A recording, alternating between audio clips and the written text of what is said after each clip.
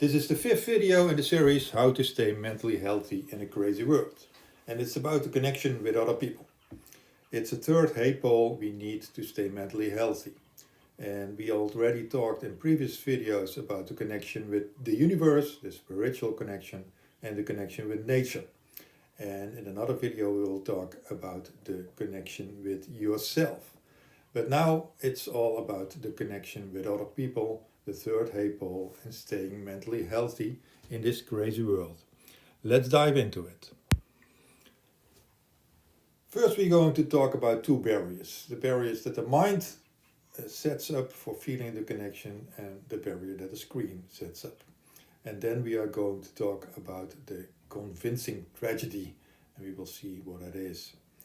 And like always, we are going to talk about how to experience the connection, how to use it, and the conclusion.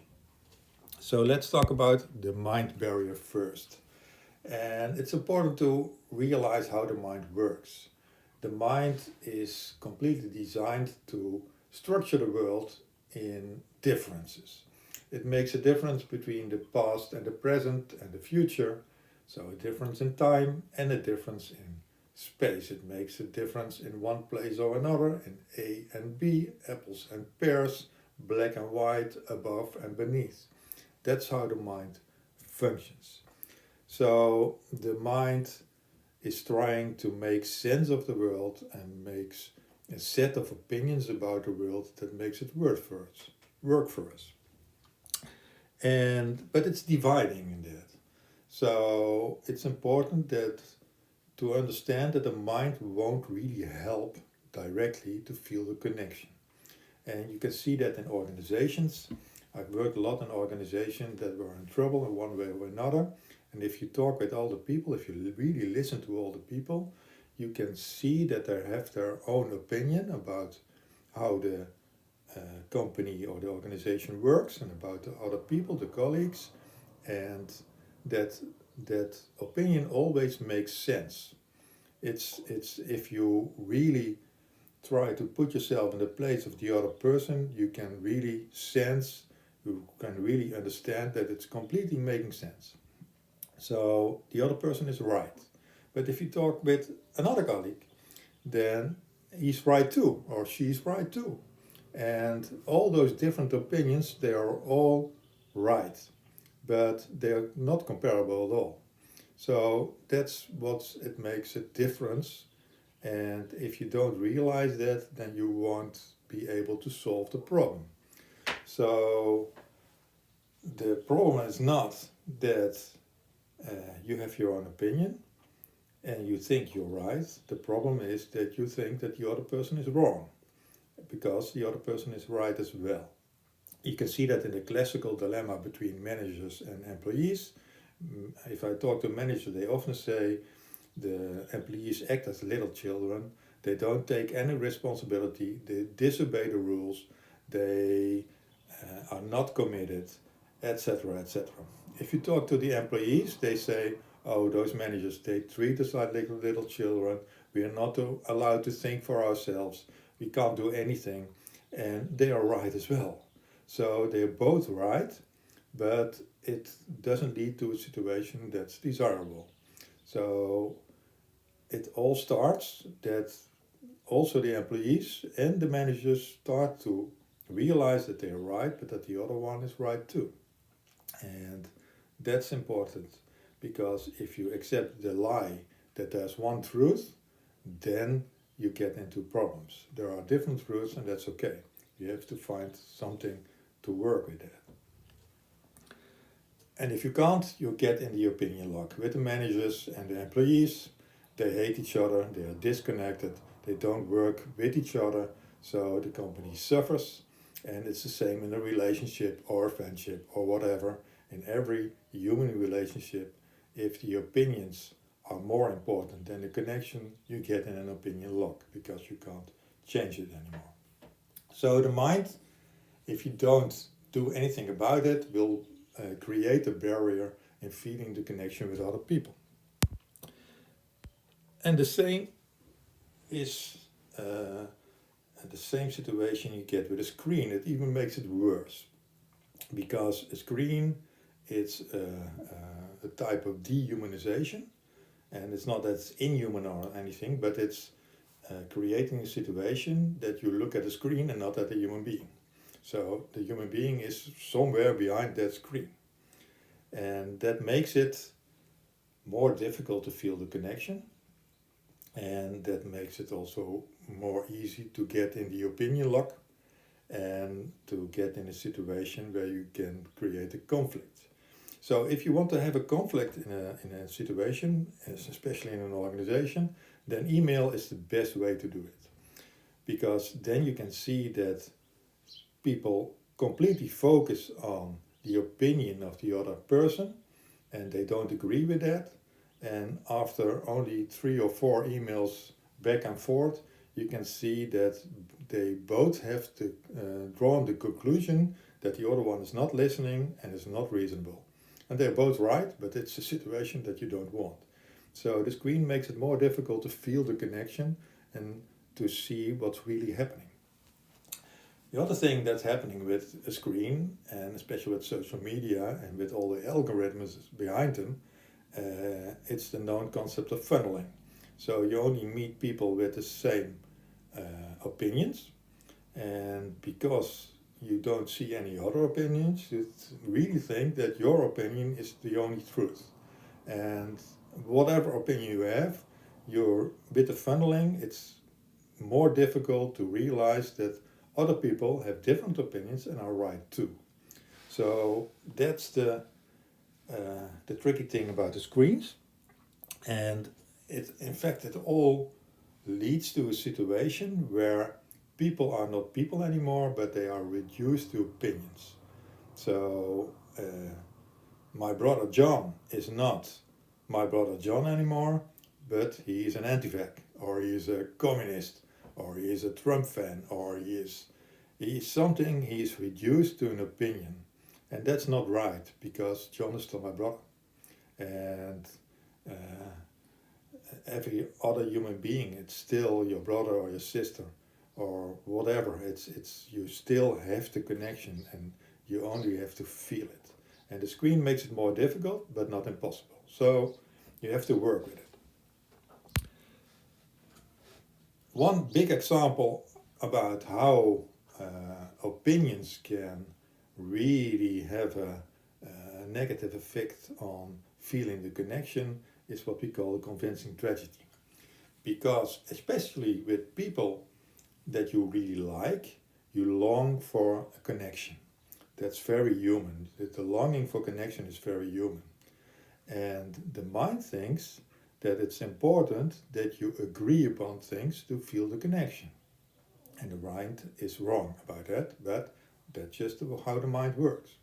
So if you really care for somebody in a marriage, a relationship, especially the closer somebody or a child or a parent, the more important that person is, the more you long for a connection.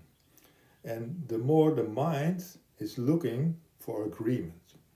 So the mind will try to agree upon nearly anything. And if you want to do that, you want to convince the other person about your opinion. Because you think you're a reasonable person and you're right, and that's true because you're right, but the other one's right too. But you think you have to convince the other person about your opinion. And then you will not feel connected anymore. Because the other person won't be convinced, because the other person wants the same thing. Always also has a mind and also want to convince you about that opinion. And those arguments will lead to a feeling of disconnection. And that's really tragic. And it can be on any subject, because the mind is not very good in prioritizing. So the mind is like a little dog. If you throw a stick, it will run behind it. If it's about something really important, like raising your children, or about something really not important, like who's doing the dishes, it doesn't matter at all, the mind will fight about it. So it's important that you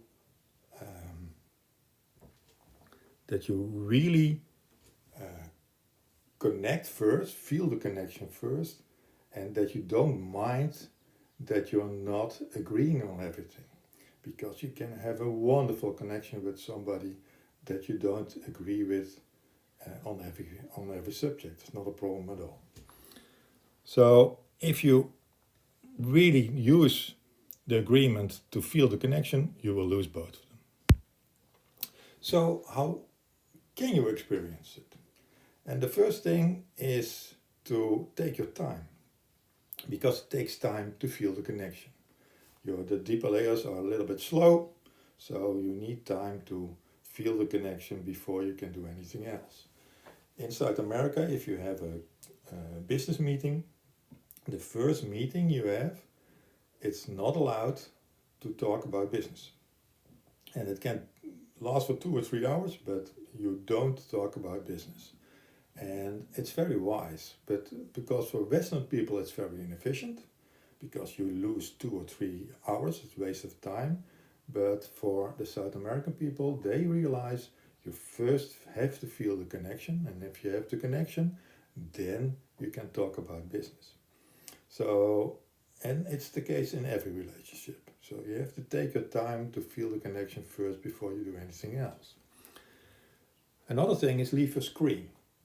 If you already have a very good connection with somebody, you can use a screen and you feel connected anyway. Through time and space, it doesn't matter at all. But if you don't feel the connection anymore, then you have to leave your screen. It's also in general. If you feel lonely, if you feel not understood by the world, if you feel disconnected, you won't find a solution on the internet. It's just not possible. So if you feel lonely, get out. If you leave your screen, get outside, meet people.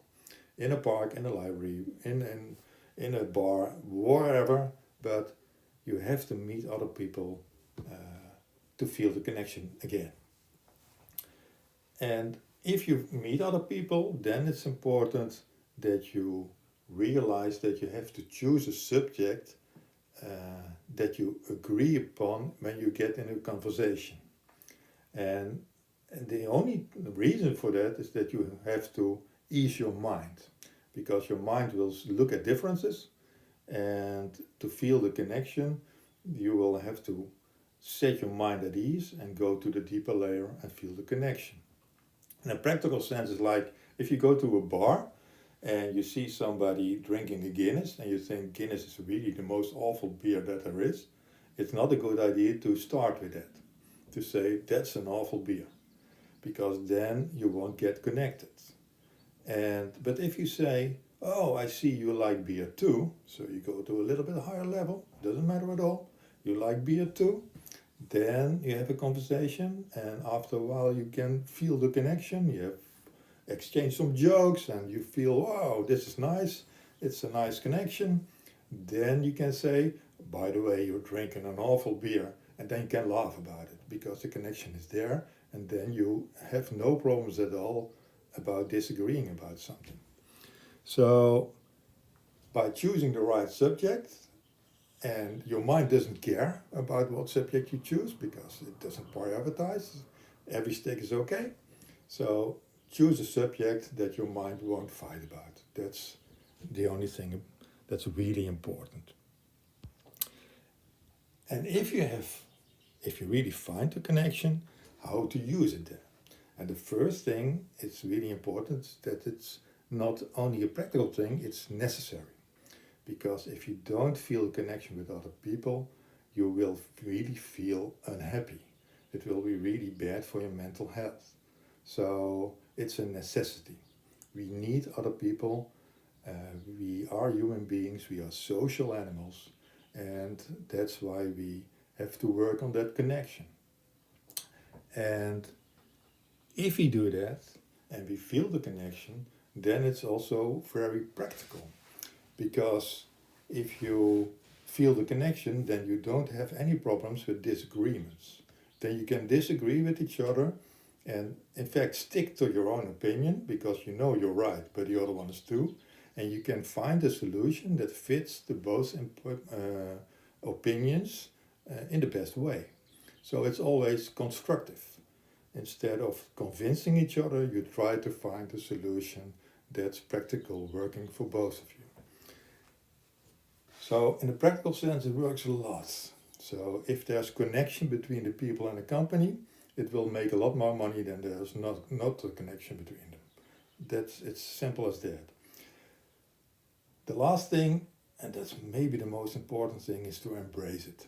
Because feeling a connection with other people simply makes you happy.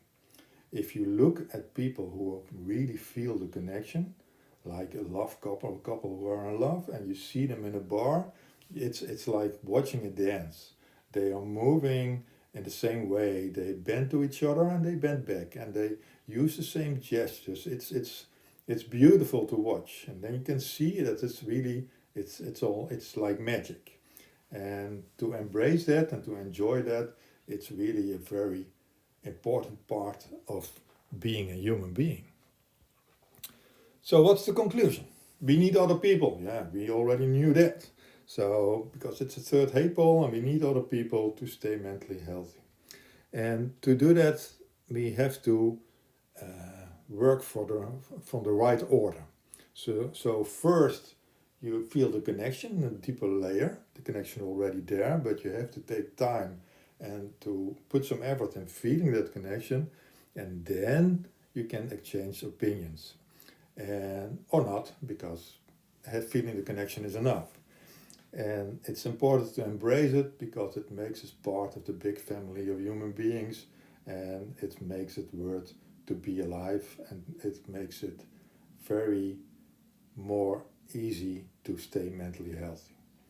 Many thanks, and I hope to see you on the next video.